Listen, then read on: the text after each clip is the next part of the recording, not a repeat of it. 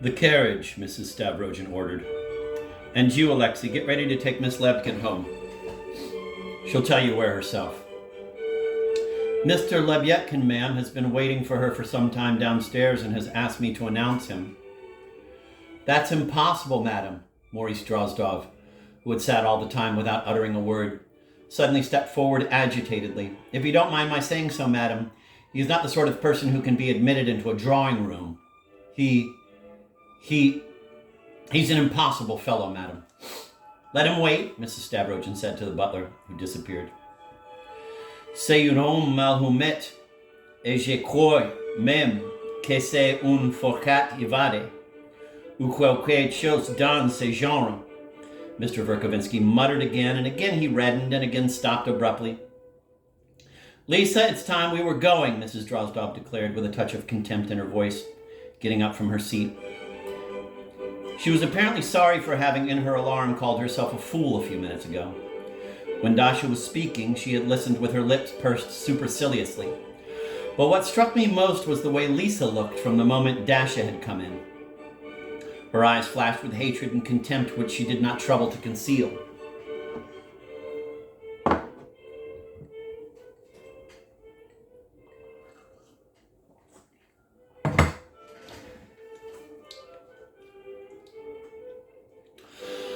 Wait a moment, Praskovia, I beg you, Mrs. Stavrogin stopped the old lady with the same unnatural placidity.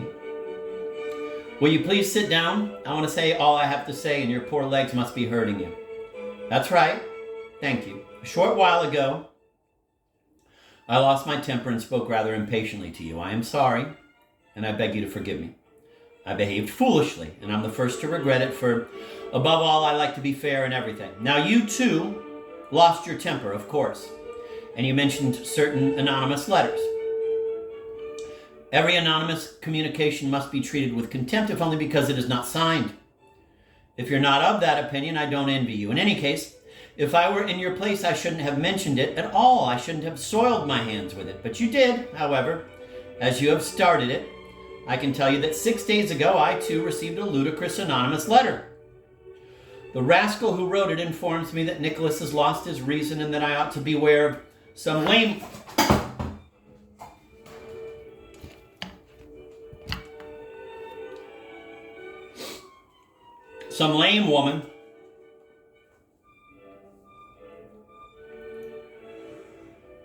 woman who will play an important part in my life. I remember the exact phrase he used. Knowing that Nicholas has very many enemies, I immediately sent for a certain person here, one of the most secret, most vindictive, and most despicable of his enemies.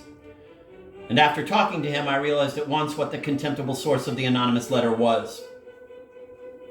If you too, my poor Praskovia, have, because of me, been troubled by similar despicable letters and, as you put it, were bombarded with them, I am, of course, the first to be sorry to have been the innocent cause of it.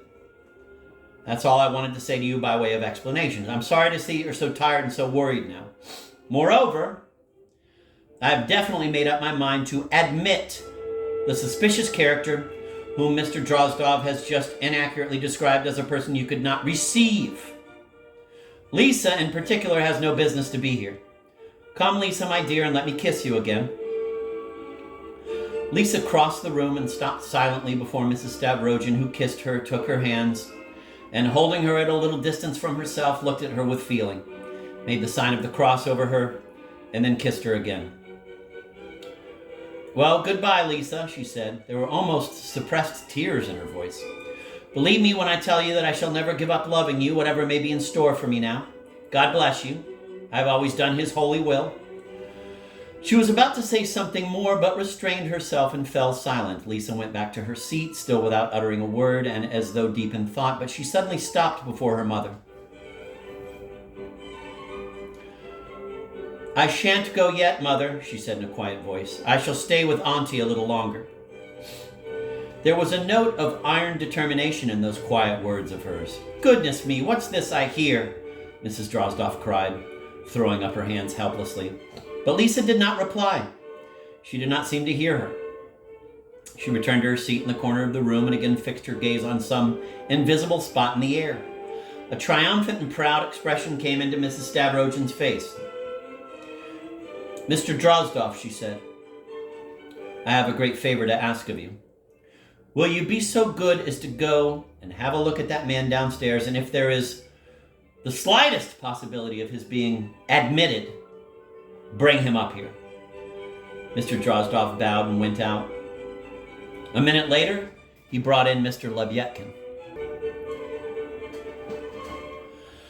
I have, I believe, already described the appearance of that gentleman, a tall, curly-haired, thick-set fellow of about 40, with a purple, rather bloated and flabby face, with cheeks that shook with every movement of his head, with tiny, bloodshot, sometimes cunning eyes, with a mustache and side whiskers and a repulsive-looking Adam's apple which was beginning to be covered with a layer of fat.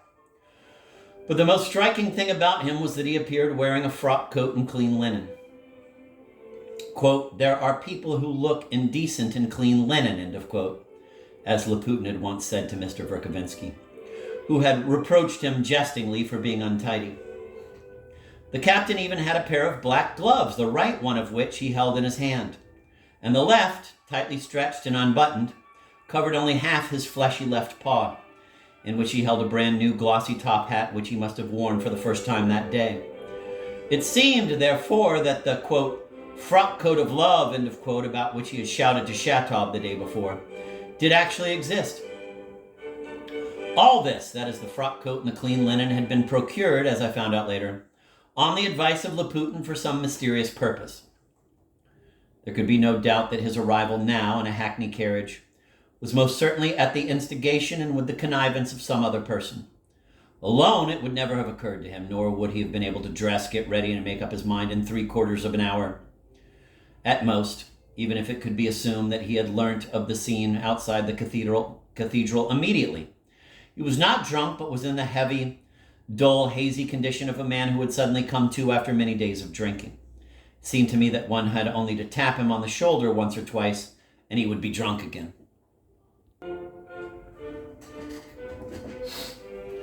He was about to rush into the drawing room, but suddenly tripped over the rug near the doorway. Miss Lebyadkin nearly died with laughter. He gave her a fierce look and suddenly took a few rapid steps towards Mrs. Stavrogin. I have come, madam, he roared out in a thunderous voice. Be so good, sir, as to sit down there on that chair.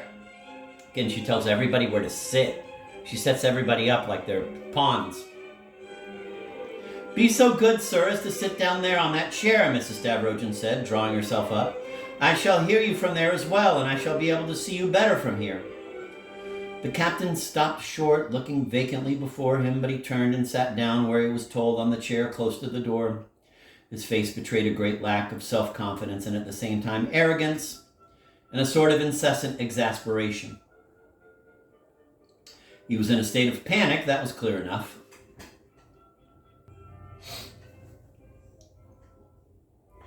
He was in a state of panic, that was clear enough, but his vanity, too, was hurt.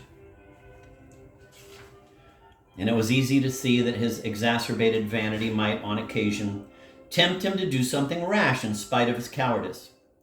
He was apparently afraid of every movement of his clumsy body. It is a well-known fact that such gentlemen, finding themselves by some miracle in society, are driven into a state of horrible misery by their own hands and their inability to find a place for them. The captain sat motionless in his chair, with his hat and gloves in his hands, glaring stupidly at Mrs. Stavrogin's stern face. He would no doubt have liked to have a good look round the room, but for the time being he could not summon enough courage to do so.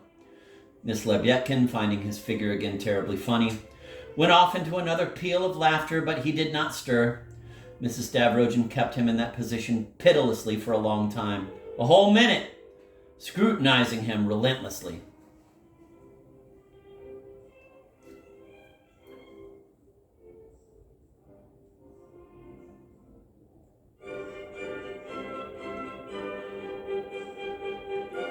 I want to say briefly that it just amazes me, like, how does Dostoevsky know about this? People like that don't know what to do with their hands. He was in a state of panic, that was clear enough, but his vanity too was hurt, and it was easy to see that his exacerbated vanity might on occasion tempt him to do something rash in spite of his cowardice. Like, where does that come from? Like, Dostoevsky, like, pulling the marionette strings of this guy but saying these deep psychological things about him that how would he understand unless he's been in the position of that person?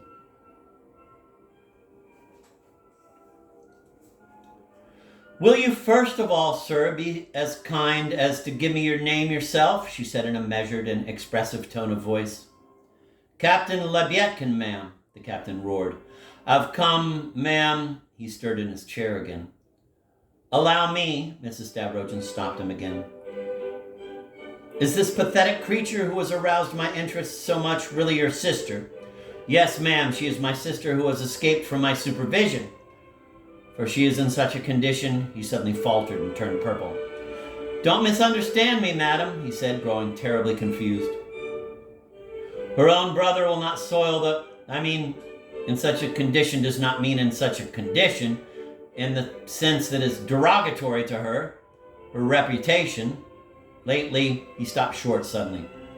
Sir, Mrs. Stavrogin raised her head. I mean, in this condition, he suddenly concluded, tapping the middle of his forehead with his finger. There was a short pause.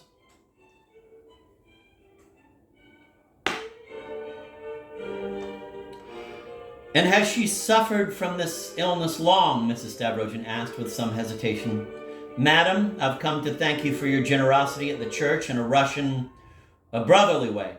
A brotherly? I meant not a brotherly, but merely in the sense that I'm my sister's brother, madam. And believe me, madam, he went on, speaking rapidly and again turning purple in the face, I am not so uneducated as might appear at first sight in your drawing room. My sister and I, madam, look very small in the luxurious surroundings here. And besides, madam, I'm afraid I have many enemies who are only too glad to spread all sorts of disreputable stories about me. But I care nothing for reputation.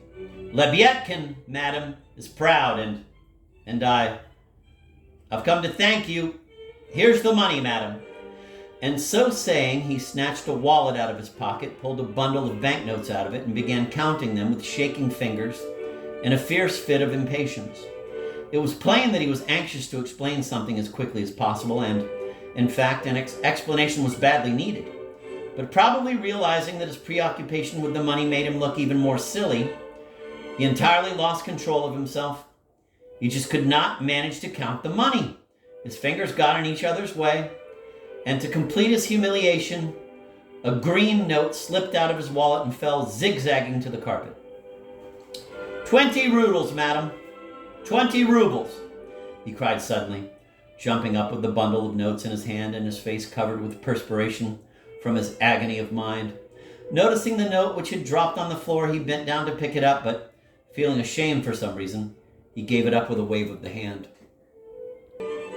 I'm going to switch to Pavir Volokonsky.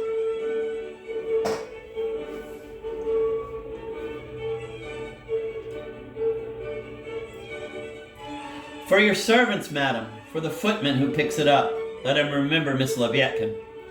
I cannot possibly allow that, Varvara Petrovna said hastily and with some fright. In that case, he bent down, picked it up, turned purple, and suddenly approaching Varvara Petrovna, held the counted money out to her. What is this? She finally became altogether frightened and even shrank back in her armchair. Mavriky Nikolaevich, myself, and Stepan Trofimovich all stepped forward. Don't worry. I'm not mad, by God, I'm not mad, the captain assured, excitedly in all directions. No, my dear sir, you are out of your mind. Madam, it's not at all what you think. I, of course, am a negligible link. Oh, madam, rich are your halls, but poor are those of Maria the Unknown, my sister, born Lebyadkin. But for now we will call her Maria the Unknown. For now, madam, only for now, for God himself will not allow it to be forever. Madam, you gave her 10 rubles, and she accepted them only because they came from you, madam. Do you hear, madam? From no one else in the world would this unknown Maria take, otherwise her grandfather, an officer killed in the Caucasus before the eyes of Ermolov himself, would shudder in his grave. But from you, madam, from you she will take anything. She will take with one hand but with the other she will now offer you 20 rubles as a donation to one of the charitable committees in the capital, where you, madam, are a member, since you yourself, madam, have been published in the Moscow Gazette, that you are the keeper of this town's local book for this charitable society, where anyone can subscribe. The captain suddenly broke off. He was breathing heavily as though after some difficult feat. All that about the charitable committee had probably been prepared beforehand and perhaps edited by Laputin as well. He became even more sweaty. Beads of sweat literally stood out on his temples. Varvara Petrovna scrutinized him sharply. "This book," she said sternly,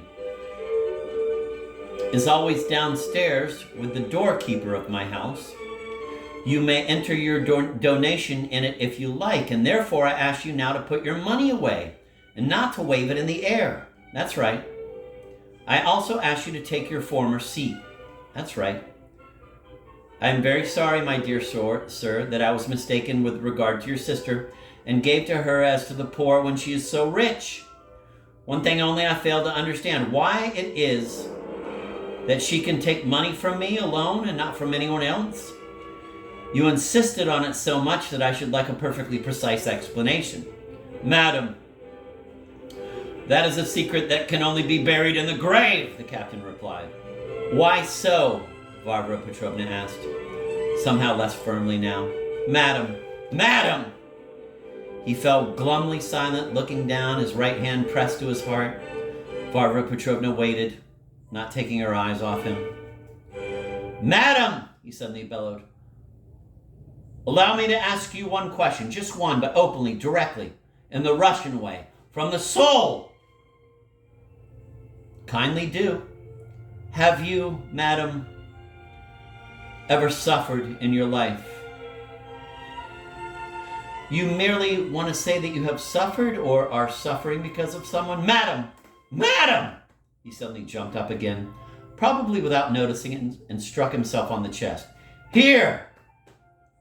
In this heart, so much is built up, so much that God himself will be surprised when it's revealed at the last judgment." That's putting it strongly. "Madam, I am speaking perhaps in irritable language. Don't worry. I know myself when you will need to be stopped. May I pose one more question, madam?" "Do pose one more question." "Can one die solely from the nobility of one's own soul?" "I don't know. I've never asked myself such a question." "You don't know? Never asked yourself such a question," he cried with pathetic irony. In that case, be silent, hopeless heart!" And he struck himself fiercely on the chest. By now he was pacing the room again, a trait of such people, this total incapacity to keep their desires to themselves, this uncontrollable urge, on the contrary, to reveal them at once, even in all their untidiness, the moment they arise. When he steps into society not his own, such a gentleman usually begins timidly. But yield him just a hair and he will at once leap to impertinence. The captain was already excited. He paced, waved his arms, did not listen to questions, spoke of himself rapidly. So rapidly that his tongue sometimes tripped, and without finishing, he would leap on to the next phrase. True, he could hardly have been completely sober. Then, too, Lizaveta Nikolaevna was sitting there, and though he did not glance at her even once, her presence seemed to make him terribly giddy. However, that is only a surmise. There must therefore have been some reason why Varvara Petrovna, overcoming her loathing, decided to listen to such a man. Praskovya Ivanovna was simply quaking with fear, though, to tell the truth. I don't think she quite understood what was going on. Stepan Trofimovich was also trembling, but on the contrary, because he was always inclined to understand everything to excess. It's a weird thing to say.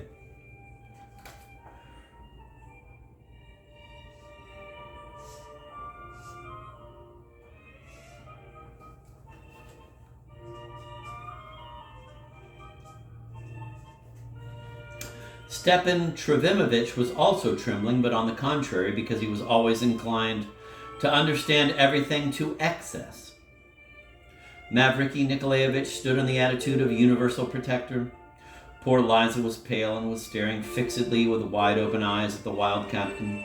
Shatov went on sitting in the same attitude, but I forgot completely about Shatov,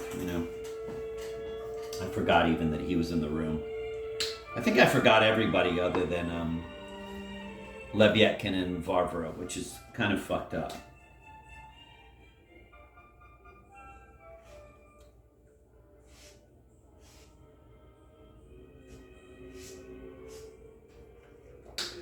Poor Liza was pale and was staring fixedly with wide-open eyes at the wild captain. Shatov went on sitting in the same attitude, but what was strangest of all, Maria Timofeyevna not only stopped laughing, but became terribly sad. She leaned her right elbow on the table and gazed at her declaiming brother with a long, sad look. Darya Pavlovna alone seemed calm to me.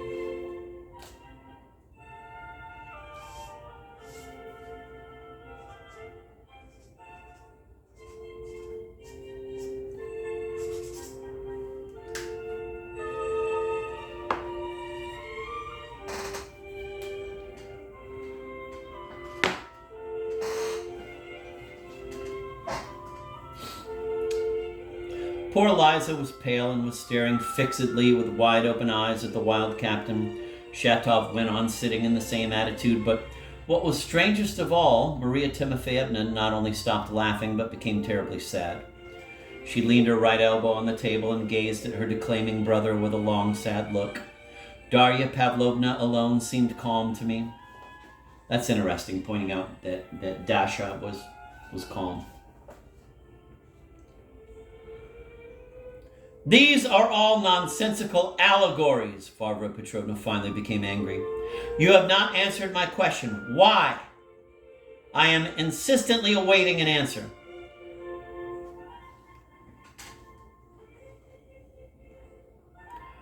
I didn't answer your why.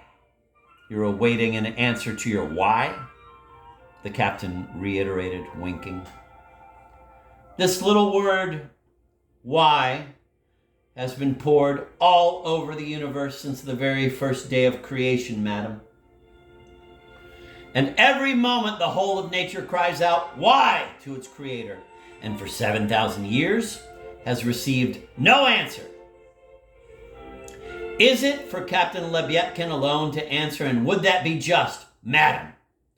That's all nonsense. That's not the point. Varvara Petrovna was growing wrathful and losing her patience. These are allegories, and besides, you choose to speak too floridly, my dear sir, which I regard as impertinence. I'm going to switch to Andrew or McAndrew. I'm going to switch back to McAndrew.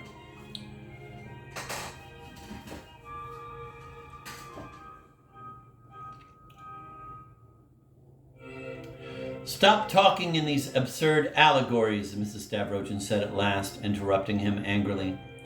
And you still haven't answered my question. Why? I'm waiting for your answer. I haven't answered that why. You're waiting for me to tell you why? Lebyadkin said, winking. But ma'am, that little word, why, has been spilled all over the world since the day of its creation. Nature shouts it every minute at her creator and still hasn't received an answer after 7,000 years. So do you really think, ma'am, that it would be fair for Captain Lebyadkin alone to be made to answer that question? That's a lot of nonsense and has nothing to do with what I asked, Mrs. Stavrogin said, beginning to lose patience. That's some sort of allegory, I think, my good man, that you are allowing yourself to use language that is altogether too flowery, and I consider that impertinent. Madam, Lebyadkin went on, without paying any attention to what she had said. Take me, for instance. I might possibly have preferred to be christened Ernst, but in real life, I must answer to the vulgar name of Ignat. Maybe I would have preferred to be called Prince de Montbart, yet I'm nothing but Lebyadkin. That comes from the word Lebyad, swan. Now, why is that? Well, ma'am, in my opinion, Russia is nothing but a freak. Is that the most specific thing you can say? Oh no, I could recite you a poem called The Cockroach, ma'am. What's that? I'm not crazy yet, ma'am. I'm sure to go crazy one day, absolutely sure, but not yet. Let me tell you, ma'am, that a friend of mine, one of the most distinguished people I've ever known, wrote a fable by Krylov called The Cockroach. Now, may I recite it? You want to recite one of Krylov's fables? No, not Krylov's, my own fable. A fable of my own. Personal composition.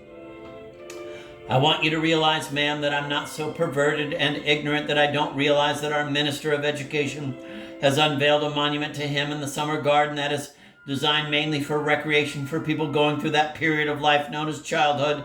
And ma'am, you will find that at the bottom of this fable lies the answer to your question, why?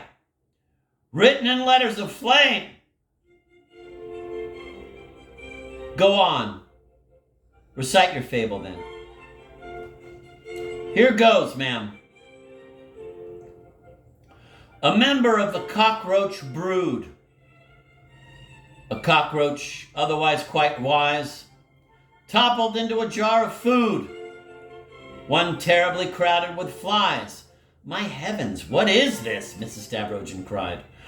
What? Well, when in the summer, the captain rattled on with impatient irritation, waving his arms fiercely like an author interrupted while reading his work. Too many flies get into a jar. There occur cases of fly cannibalism. Any fool can see that. So don't interrupt. You'll see. He waved his arms even more fiercely. Just listen and you'll learn. So the roach took up a lot of room. Indignant flies began to zoom. He's squashing us, they cried, aggrieved. Oh, Jupiter, they sighed and heaved. And as they cried thus in their rage, along comes Nikifor, the sage. I'm afraid that's as far as I've got, the captain spluttered. But never mind. I'll finish it in my own words. So this Nikifor picks up the jar and empties the whole mess, flies and cockroach and all, into a trough, which should have been done long before. Please note, ma'am, and I wish to make this crystal clear, the cockroach didn't protest. And that's the answer to your why, he roared triumphantly. The cockroach does not protest. As to Nikifor, well, he symbolizes nature, he added hastily, pacing rapidly up and down the drawing room. Mrs. Stavrogin became very angry. And what about the sum of money my son sent you and your claim that a part of it has been misappropriated by a member of my household? Slander! Roared Lebyadkin, dramatically raising his right hand. I never said so. No, it's not slander. Circumstances, ma'am, sometimes force a man to choose family disgrace over admitting the truth publicly. No, ma'am. Lebyadkin will never talk. Varvara Petrovna became terribly angry. And to do with what money, allow me to ask, you supposedly received from Nikolai Vsevledovich? And supposedly not given to you in full? Have you dared to accuse a person belonging to my household? Slander! Bellowed Lebyadkin, raising his right hand tragically. No, it is not slander, madam. There are circumstances that make one rather endure family disgrace than proclaim the truth aloud. Lebyadkin will not let on, madam. He was as if blind. He was inspired. He felt his significance. He must have been imagining some such thing. He already wanted to offend, to do something dirty, to show his power. Ring the bell, please, Stepan Trofimovich, Varvara Petrovna requested. Lebyadkin is cunning, madam. He winked with a nasty smile. He's cunning, but he, too, has his stumbling block. He, too, has his forecourt of passions, and this forecourt is the old Hussar's War bottle, sung by Denis Davidoff. And so, when in this forecourt, madam, it may happen that he sends a letter in verse, a magnificent one, but which afterwards he might wish to bring back with the tears of his whole life. For the sense of beauty is violated, but the bird is flown. You can't catch it by the tail.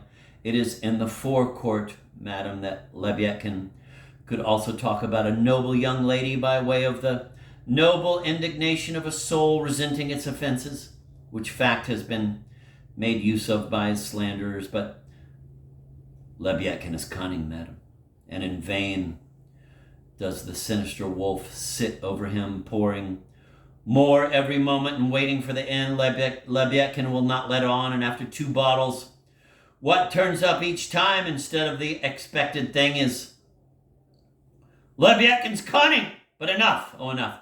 Madam, your magnificent halls might belong to the noblest of persons, but the cockroach does not murmur. Notice, yes, notice finally that he does not murmur. And know the Great Spirit. At that moment, the bell rang from the doorkeeper's room downstairs, and almost at once Alexei Yegorich, who had been rather slow in responding to Stepan Trofimovitch's ring, appeared. The decorous old servant was somehow unusually excited. Nikolai Vsevolodovitch has been pleased to arrive just this minute and is on his way here, ma'am, he said in reply to Varvara Petrovna's inquiring look. I especially remember her at that moment. At first she became pale, but suddenly her eyes flashed. She drew herself up in her chair with a look of extraordinary resolution.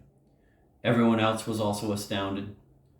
The totally unexpected arrival of Nikolai Vsevolodovitch, who was due to be here perhaps no sooner than in another month, was strange not only in its unexpectedness, but precisely in some fatal coincidence with the present moment.